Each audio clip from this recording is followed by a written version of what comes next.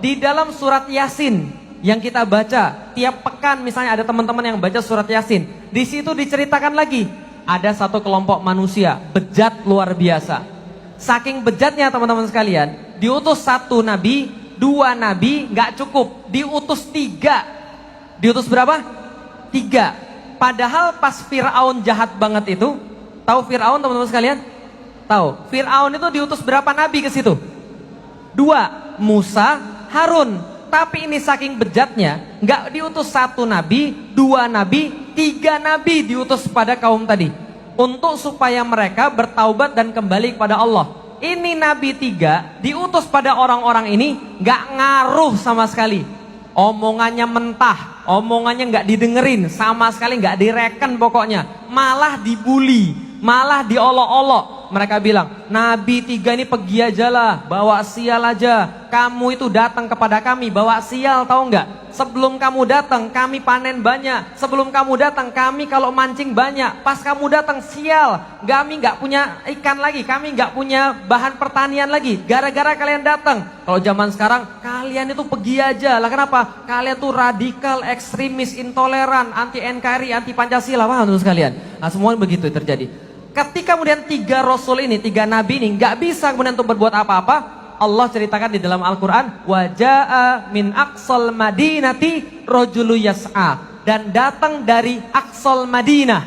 Aqsa itu artinya yang paling jauh, aqsal Madinah ujung kota, artinya deso, paham teman sekalian? Dan datang dari orang deso, min aqsal madinati rajulu yas'a, seorang pemuda tergopoh-gopoh. Dan dia berkata, apa kata-kata dia? Ya qaumit tabi'u mursalin, wahai orang-orang, wahai manusia, ikuti para nabi. Lalu kemudian dia mengatakan segala sesuatu yang kemudian dikatakan oleh para nabi.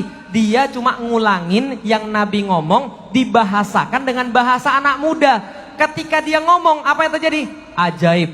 Orang-orang sadar, orang-orang jadi mau cenderung pada kebenaran, orang-orang jadi mau mengikuti risalah nabi. Padahal nabinya ada berapa tadi? Tiga. Sama sekali nggak bisa menyadarkan. Tapi satu orang deso ini mengulangi ucapan para nabi dengan cara yang bisa didengar oleh anak-anak muda. Lalu anak-anak muda bergejolak mau mengikuti kebenaran. Orang-orang zolim nggak suka. Dia bilang, berhenti kamu anak muda, jangan ngomong lagi. Kenapa? Ini anak muda ngomongannya jelek. Ini anak muda ngomongannya mudah dimengerti. Jangan ngomong lagi. Kalau kamu ngomong lagi, kami bunuh. Malah pemuda tadi berkata, saksikan para nabi, aku beriman pada Tuhan yang kalian sembah. Maka setelah itu dia ditarik di jalan, diinjek-injek perutnya, sampai menurut Ibnu Katsir, perutnya itu kemudian ususnya keluar lewat anus.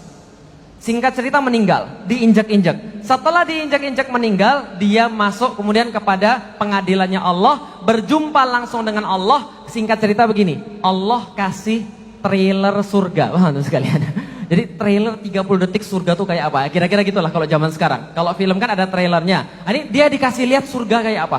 Ini tempat tinggalmu nanti. Ini sudah kemudian kenikmatan yang Allah sediakan bagi kamu. Ini ampunan-ampunan yang sudah Allah sediakan bagi kamu. Lalu kemudian Allah tanya sama dia, kira-kira nak, kamu pengen apa lagi?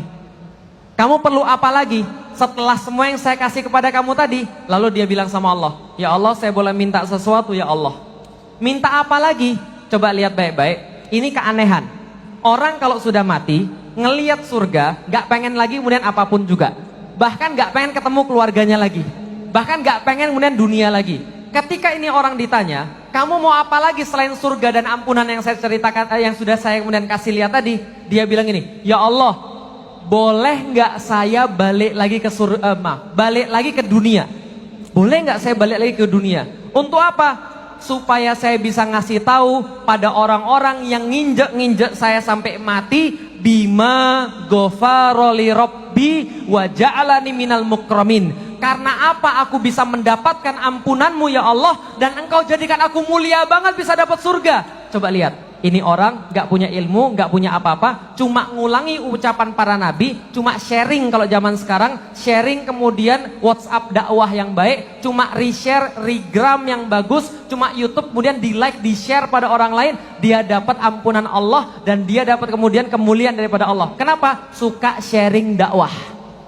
Suka kemudian untuk mempermudah dakwah, bikinin panggung buat para asatidz, nyiapin kemudian sound system yang bagus, nyuting, dengerin dan segala macam. Itu sudah termasuk bagian daripada dakwah. Orang ini dapat pahala luar biasa dan para nabi iri dengan anak muda ini.